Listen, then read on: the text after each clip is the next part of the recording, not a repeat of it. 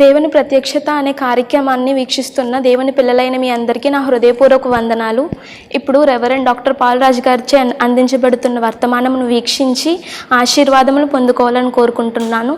ఈ కార్యక్రమాన్ని ప్రతివారం మీరు వీక్షించి ఆత్మీయ మేలులను పొందుకోవాలని కోరుకుంటున్నాను.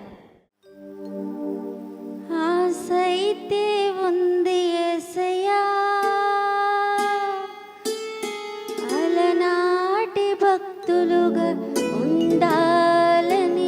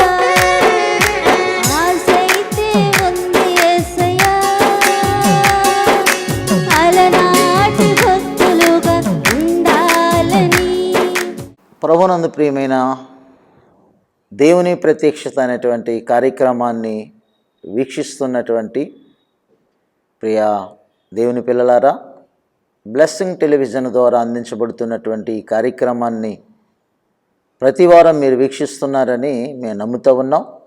మరి ఒక వారంలో మిమ్మల్ని అందరినీ కలుసుకోవడానికి ఈ టెలివిజన్ పరిచర్య ద్వారా మనమందరము ప్రభువును స్తుతించడానికి ఇచ్చిన ఈ ఆధిక్యతను బట్టి నేను ఎంతో సంతోషిస్తూ ఉన్నారు. మరి మీరందరూ బాగున్నారా? సరే, వర్తమానంలోనికి వెళదాం. ప్రార్థన చేసుకుని వర్తమానంలోనికి వెళదాం. జీవము గల తండ్రి, ఘనమైన దేవ, మీకు వందనాలు చెల్లిస్తూ ఉన్నాం. నీ మహా ఉచితమైన కృప ద్వారా మాకు ఇచ్చిన ఈ ఆధిక్యతను బట్టి వందనాలు.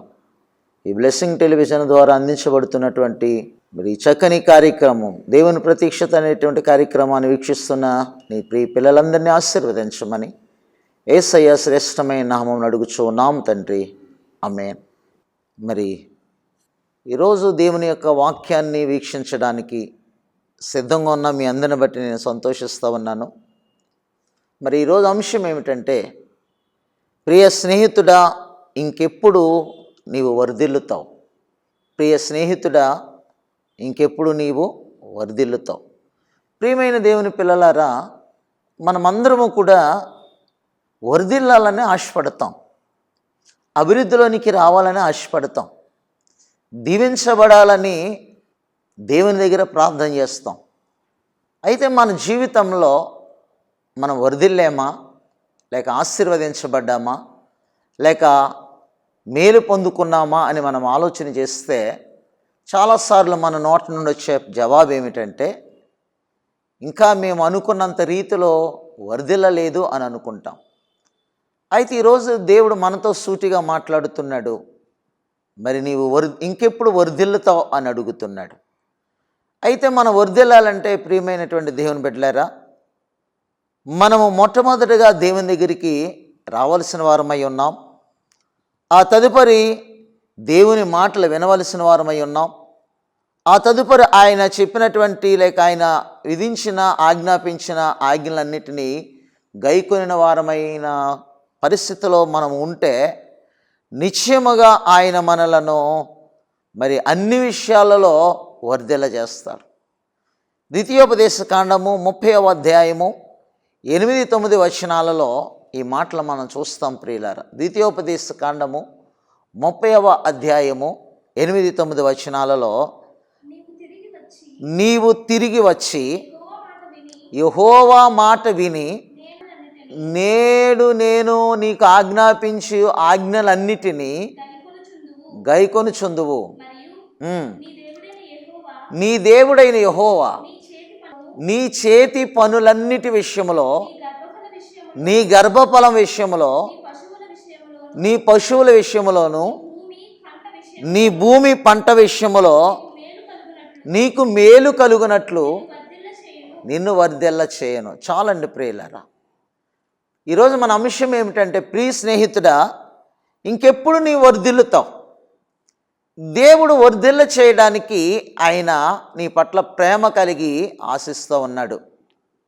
దేనిలో వర్ధిల్ల చేయాలనుకుంటున్నాడంటే, మొదటిగా ఇక్కడ నీ చేతి పనులన్నిటి విషయంలో నీవేం చేస్తున్నావో, నీ ఉదర పోషణ నిమిత్తం చేసేటువంటి ప్రతి పనిని ఆయన దీవించాలని, ఆయన ఆశీర్వదించాలని, వర్ధిల్ల చేయాలని ఆయన ఇష్టపడుతున్నాడు.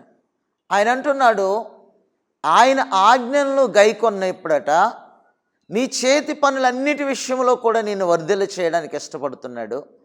అంతేకాకుండా రెండవదిగా నీ గర్భఫల విషయంలో, చాలాసార్లు మనము బిడ్డలు లేరని విచారిస్తూ ఉంటాం. చాలాసార్లు మనము బిడ్డలు లేక ఆయా గోపురాలకు, ఆయా గుడులకు, ఆయా మొక్కుబడులు మొక్కుకుంటాం. దేవుడు అంటున్నాడు కదా, నీ చేతి పనులన్నిటి విషయంలోనే కాదు, నీ గర్భఫల విషయంలో కూడా ఒకవేళ బిడ్డలు లేరా, దేవుని ఆజ్ఞకు లోబడితే నీకు బిడ్డలను ఇవ్వటానికి సిద్ధంగా ఉన్నాడు.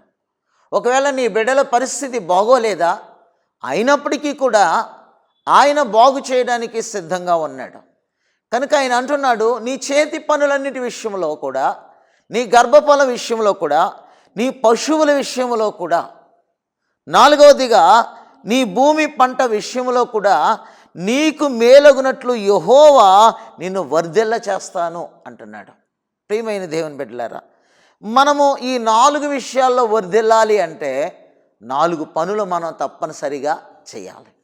దేనిలో వర్ధిల్లాలి? ఒకటి నీ చేతి పనుల విషయంలో, రెండవది నీ గర్భఫలం విషయంలో, మూడవది నీ యొక్క పశువుల విషయంలో, నాలుగవది నీ యొక్క భూమి పంట విషయంలో. మరి భూమి పంట పండటం లేదని, లేక అకాల వర్షాలు వచ్చి నష్టపోయామని విలపిస్తున్నావా, లేక బాధ చెందుతున్నావా? దేవుడు నిన్ను వర్ధిల్ల చేయడానికి ఈ కార్యక్రమాన్ని నీకు పరిచయం చేశాడు. ప్రియమైన దేవుని బిడ్డలారా, ఇంతవరకు నువ్వు అనేక విధాలైనటువంటి ఆలోచనలు కలిగి ఉన్నావేమో, కానీ ఈరోజు నీ ఆలోచన దేవుని మీద పెట్టగలిగితే, వాగ్దానం చేస్తున్న దేవుని యొక్క మాట నమ్మగలిగితే, మనము ఈ 4 విషయాలలో మరి వర్ధిల్లడానికి ప్రభు మనకు సహాయం చేయడానికి ఇష్టపడుతున్నాడు.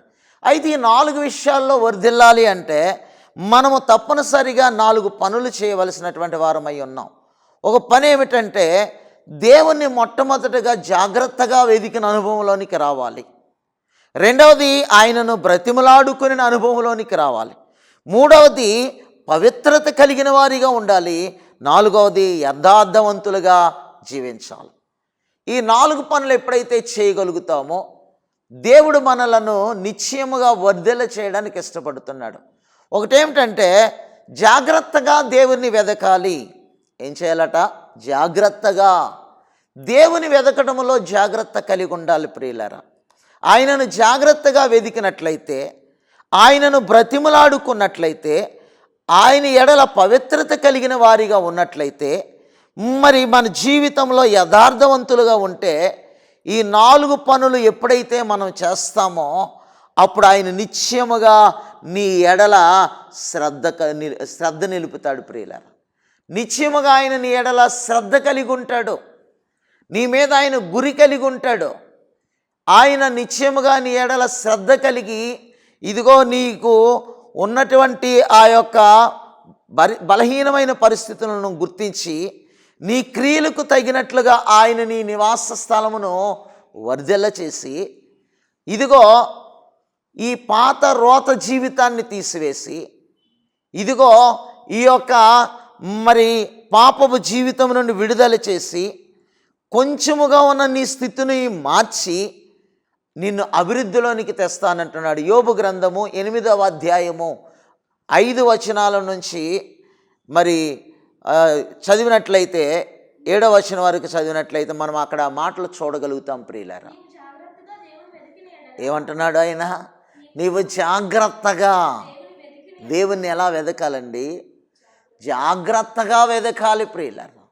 నీవు జాగ్రత్తగా వెదికితే ఆయన నీకు కనిపిస్తాడు. మరలా ఏమంటున్నాడు? సర్వశక్తుడగు దేవునిని బ్రతిమిలాడుకొనిన ఎడలా, ఇదిగో నువ్వు పవిత్రత కలిగిన వాడవై ఉన్నట్లయితే, యథార్థవంతుడవైనట్లయితే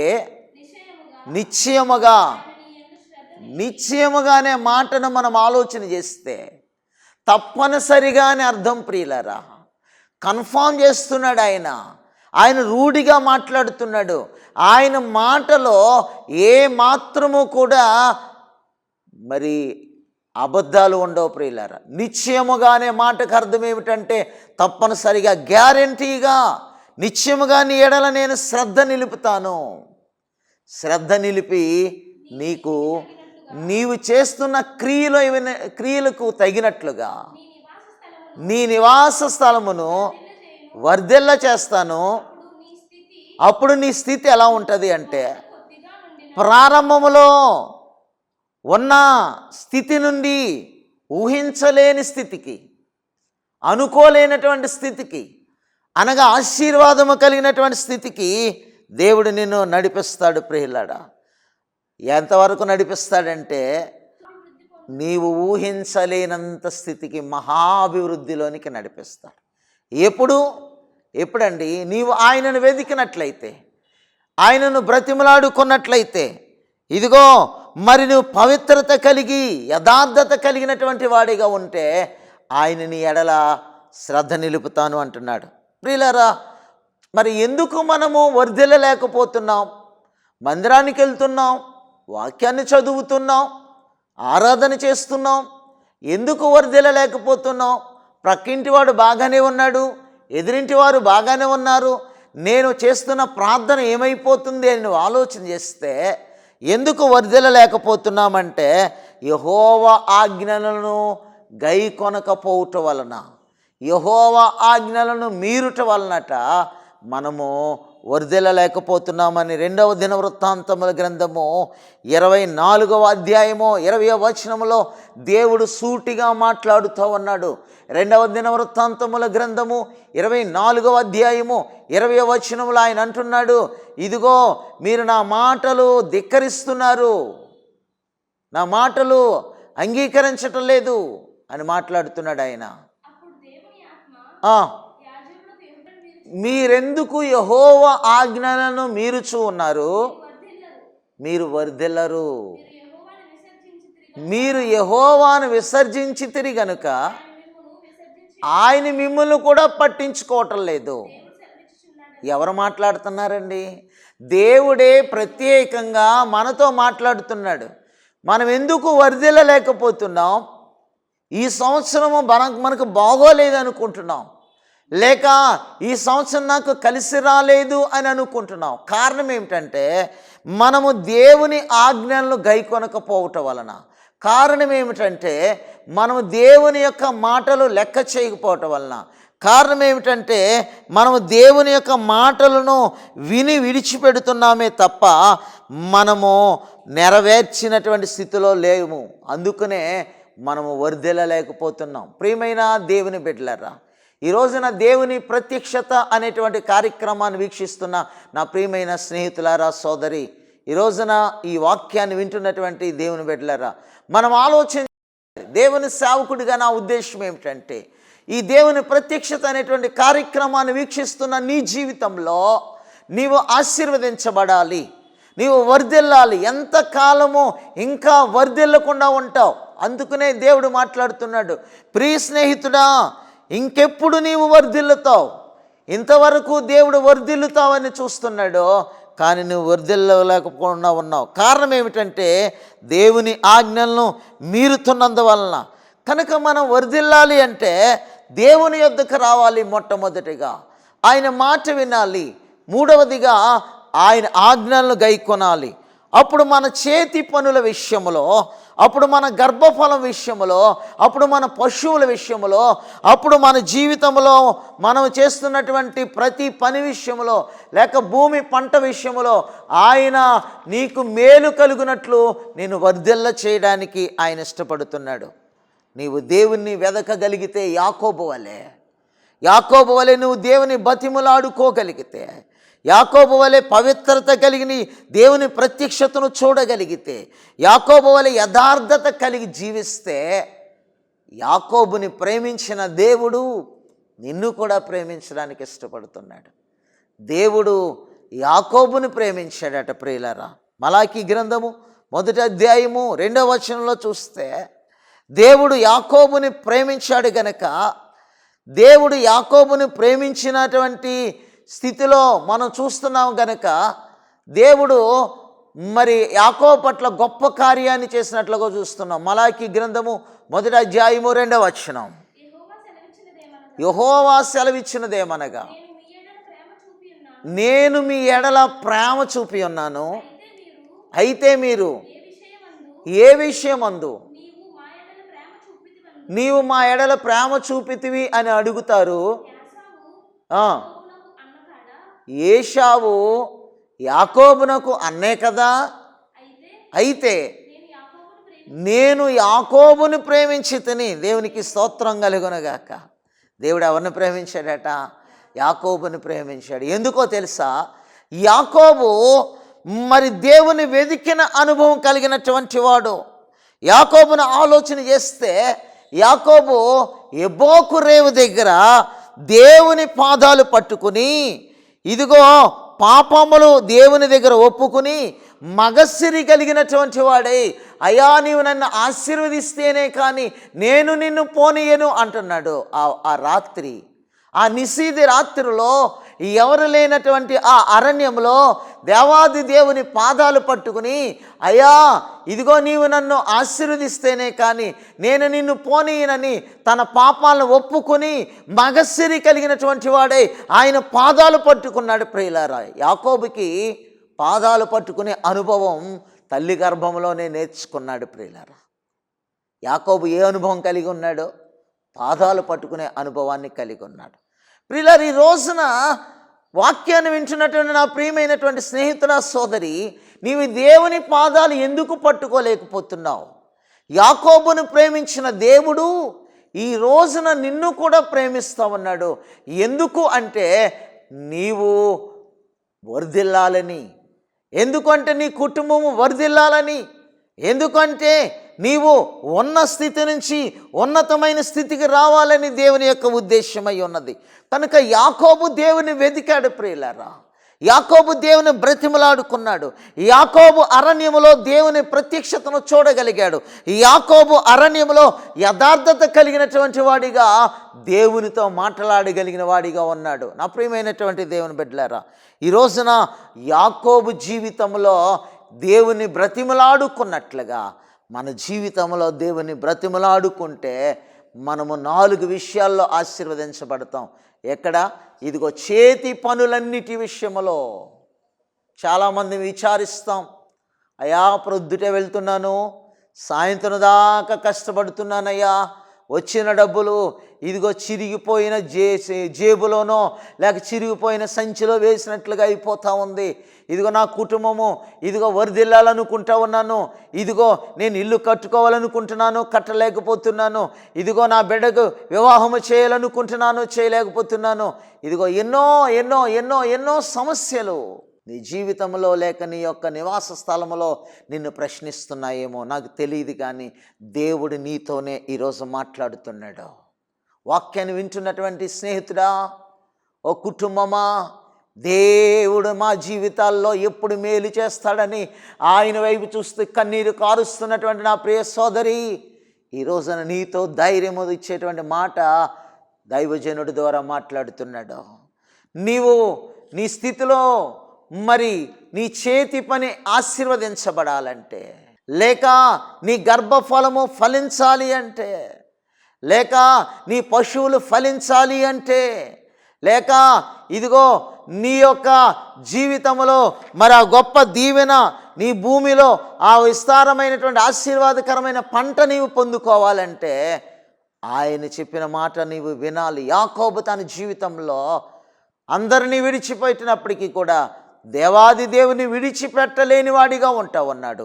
ఈరోజు నువ్వు దేవుణ్ణి విడిచిపెట్టకుండా ఆశీర్వదించబడాలని ప్రియ స్నేహితుడా నీవు ఇంకెప్పుడు వర్ధిల్లుతావని ఈ రోజున ప్రశ్నిస్తున్నాడు దేవుడు. నీవు వర్ధిల్లాలని ఆయన ఉద్దేశమై ఉన్నది. మనము మరి పవిత్రులుగా ఉన్నప్పుడు వర్ధిల్లుతాం ప్రియులరా. ఒక మాట ఏమిటి, ఎప్పుడు వర్ధిల్లుతాం? ఇదిగో మనము ఆయనను జాగ్రత్తగా వెదికాము అప్పుడు.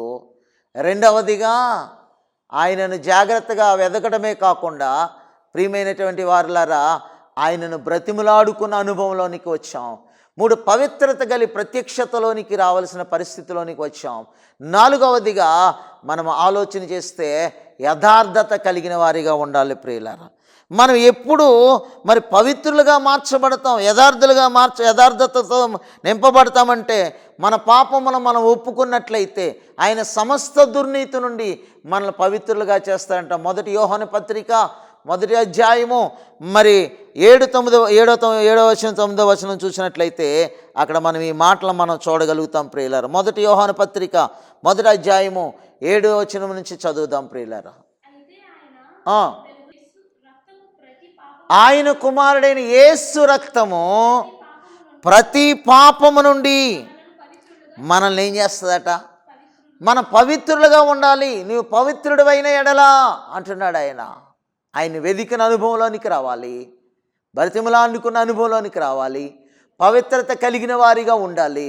4వదిగా యథార్థవంతులుగా ఉండాలి ప్రియులారా. యథార్థవంతులను ఆయన త్రోసివేయడు, ఆయన ఏమేలు చేయక మానడు ప్రియులారా.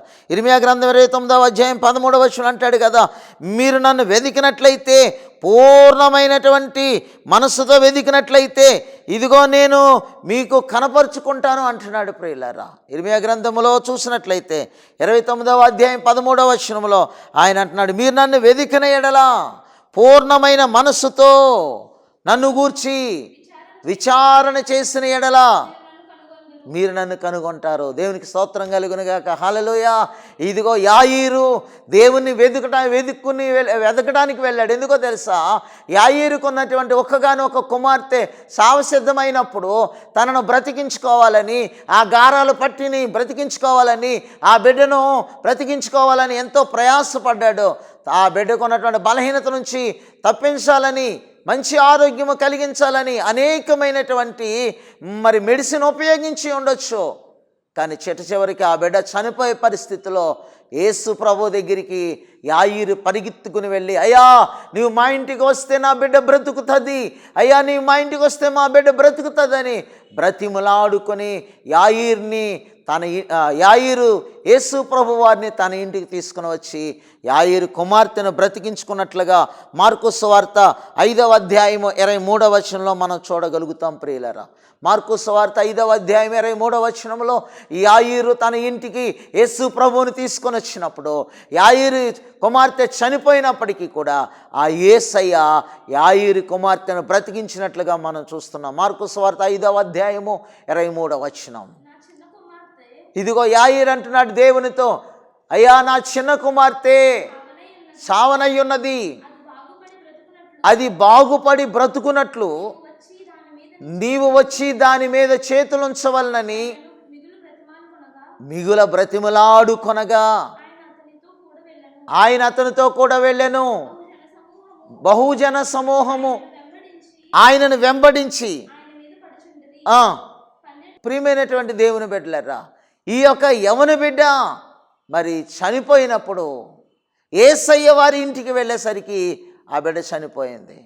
ఇదిగో మధ్యలో యేసయ్య ఉండగానే ఆ ఇంటి నుంచి కబురు వచ్చింది, అయ్యా యాయీరు గారు నీ బిడ్డ చనిపోయింది, రండి, ఇంకెందుకు యేసు ప్రభువుని శ్రమ పెడతారు అంటున్నాను.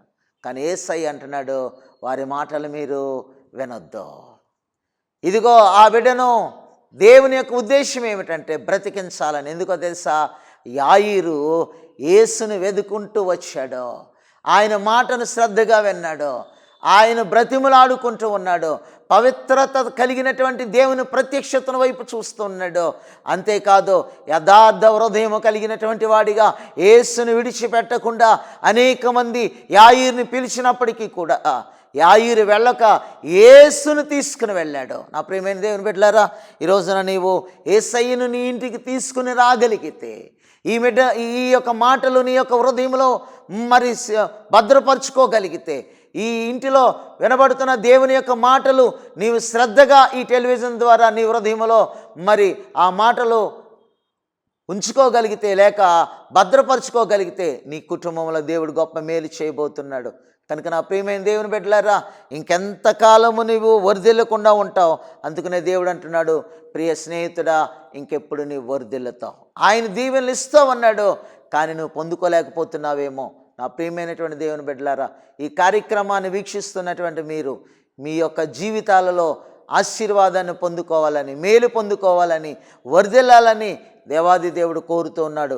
కనుక దేవుని యొక్క వాక్యాన్ని వింటున్నటువంటి నీవు ఈరోజే ఇప్పుడే ఈ టెలివిజన్ ముందే మోకరించి నాతో పాటు ఏకీభవించి ప్రార్థన చేయగలవా? దేవుడు నీ జీవితంలో అద్భుతం చేస్తాడు. ఇది మొదలుకొని నిన్ను వర్ధల చేయడానికి ఇష్టపడుతున్నాడు. కనుక తలలు ఉంచుదాం, ప్రార్థన చేద్దాం. ప్రియమైన దేవా, మీకు వందనాలు చెల్లిస్తూ ఉన్నాను. నీ కృప ద్వారా మమ్మల్ని దీవించమని అడుగుతూ ఉన్నాను. నీ మేలు చేత మమ్మల్ని ఆశీర్వదించమని అడుగుతూ ఉన్నాను. ఇదిగో ఏ కుటుంబం అయితే వర్ధిల్లలేదో ఆ కుటుంబాన్ని మీరు వర్ధిల్ల చేయమని ప్రార్థన చేస్తున్నాను.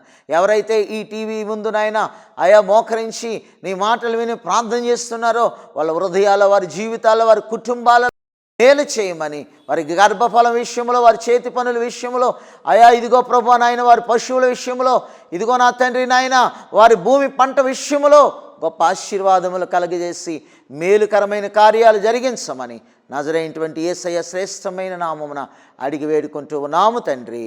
ఆమేన్. Thank you very much. May God bless you. దేవుడు మిమ్మల్ని దీవించునుగాక. ఆమేన్. నా ఆనందములో నిన్నే స్తుతించెదనేసయ్యా, నా విజయంలో నిన్నే ఘనపరచెదనేసయ్యా.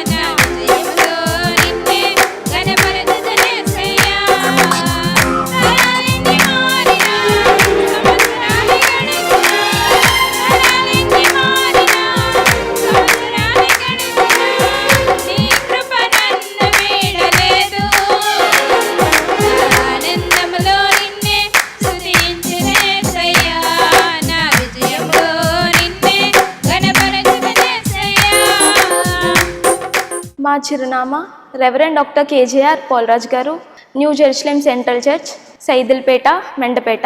Doctor BR Ambedkar, Konaseema district, Andhra Pradesh. మా సెల్ నంబర్స్ 9676497742 మరియు 9618277996.